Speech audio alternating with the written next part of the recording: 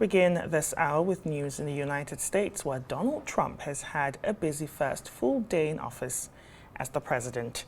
After his inauguration yesterday, President Trump signed a flurry of executive actions, including declaring a national emergency at the southern border, ending the policy of birthright citizenship, climate policy rollbacks, and starting the process of a U.S. withdrawal from the World Health Organization. Meanwhile, two high-profile prisoners jailed over the Capitol riot have been released after Trump issued nearly 1,600 pardons in connection with the attack. Several reactions have followed some of Trump's policies, with officials calling the World Health withdrawal a severe blow, and Germany calling for cool heads and calm.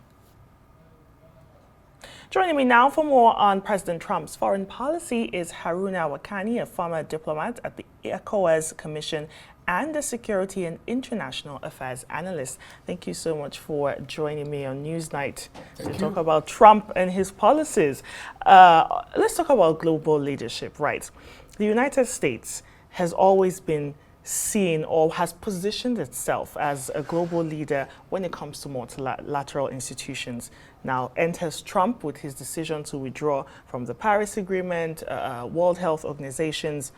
Some people are now questioning, is this a decline that we're seeing when it comes to America's leadership on multilateral institutions or the global field? Well, viewers, pleasure to be here. Most likely not, but a restatement of America's and particularly Trump's slogan of America first and America being great again. This perhaps were seen as rhetorics. However, now it's becoming obvious that they are real, and he means to carry this through in his last lap of the presidency. Therefore, it is only expected that in America, leadership is defined strictly by American interest, sovereign and national interest, and nothing else. We tend to be, as observers, having a feeling of morality. We expect this to be like that, this is not to be so. So we are guided by sentiments. Americans generally are guided by nationalism. And that sovereignty and nationalism defines a lot of action that previous presidents have taken. And that's why you would also see that America's foreign policy generally is backed by very strong military presence on the global scene. And therefore, the expenditure in America's military arsenal, acquisition, deployment, improvement, and what have you, has always been very, very high, perhaps the highest ever, beside maybe science, technology, and innovation. This is because America believes she is the best in the world. She has to reach out. She is everywhere. And so some of these policies, yes, we might find them a bit difficult to accept or understand in the first place. But to America, that is what serves its purpose.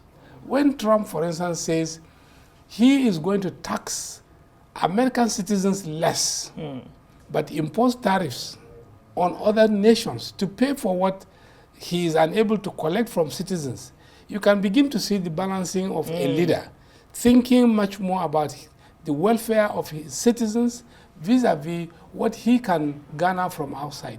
Imagine someone waking up to say he is going to impose external revenue drive on other countries, just like that.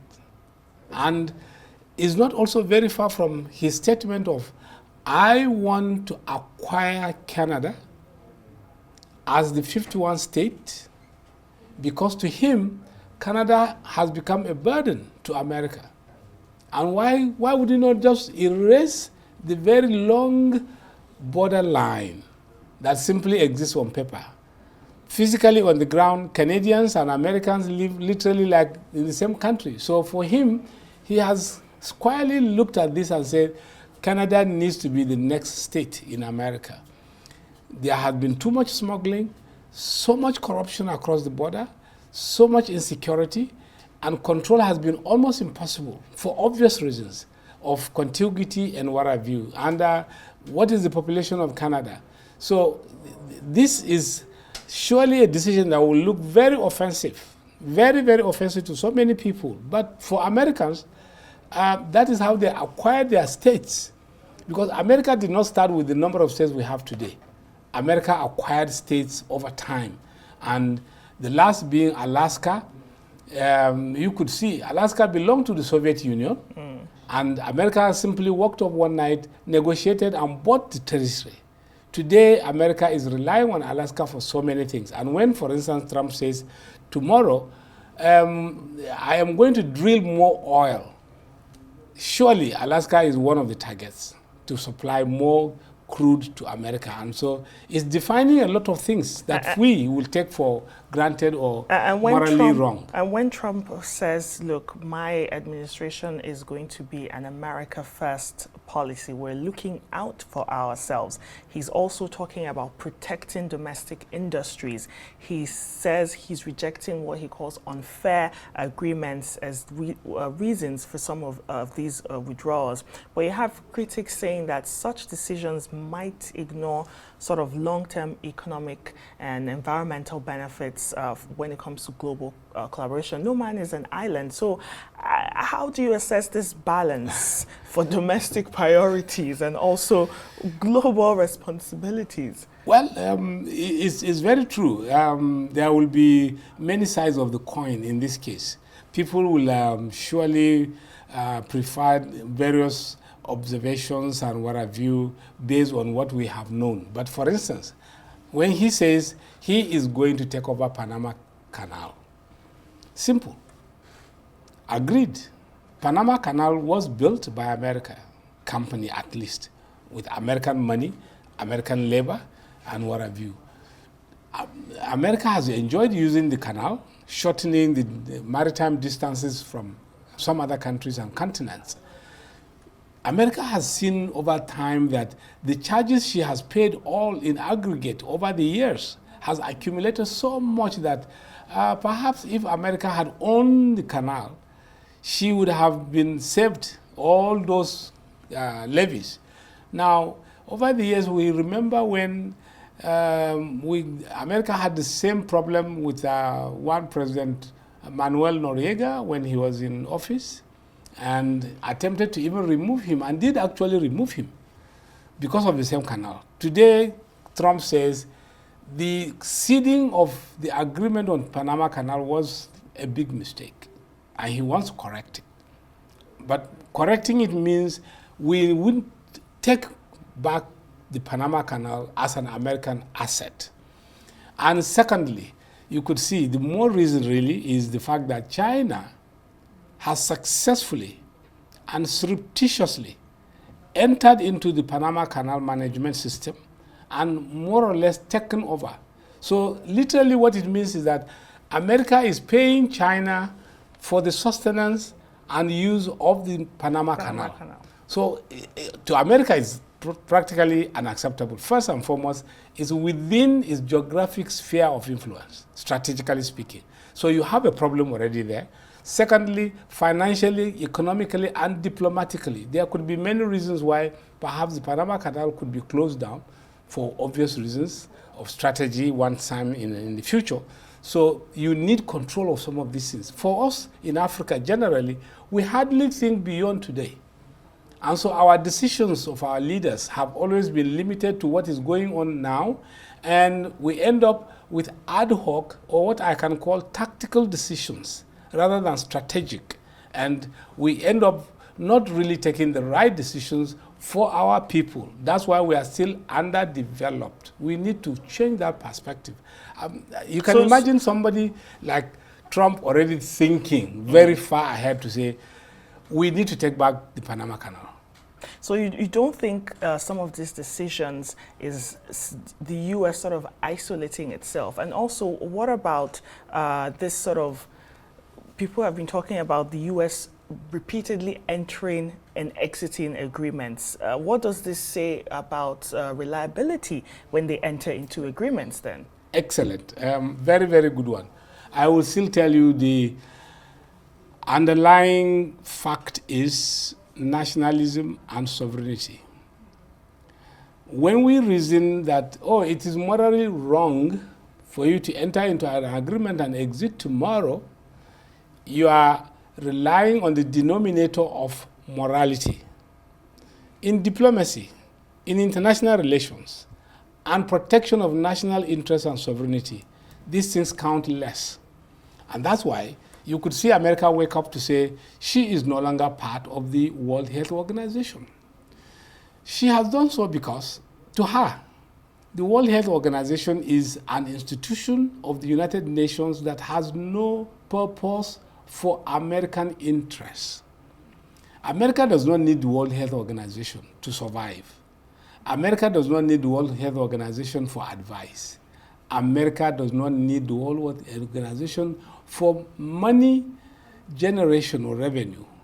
We, in the developing countries, actually need World Health Organization for outbreak of epidemics, management of our epidemiology, challenges, and the rest of them. To them, they are just wasting their money. When they give you money, what is the return for America? Once their interest is not being served, then there's no need to be a part of that. It's very, very clear. The definition of national interest, definition of sovereign interest is paramount. That's why he was saying America first.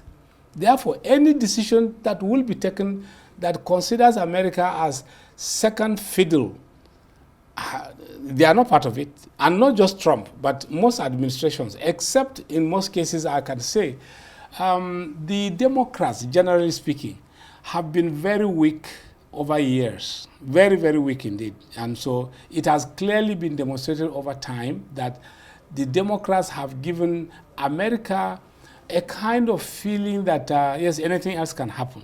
But when you have a Republican Party in office, chances are that America asserts its Americanness so eloquently that you cannot mistake Americanness for anything else. And so you could see, for instance, the Democratic Party gave the world one of the most toxic chances in this world by allowing, for instance, the Iranian Revolution in 1979 that brought in Ayatollah Ruhollah Khomeini to office or to power, that created a state based on the Sharia law, that created a state that can fund terrorism around the world because of very weak leadership of his blessed memory, Jimmy Carter.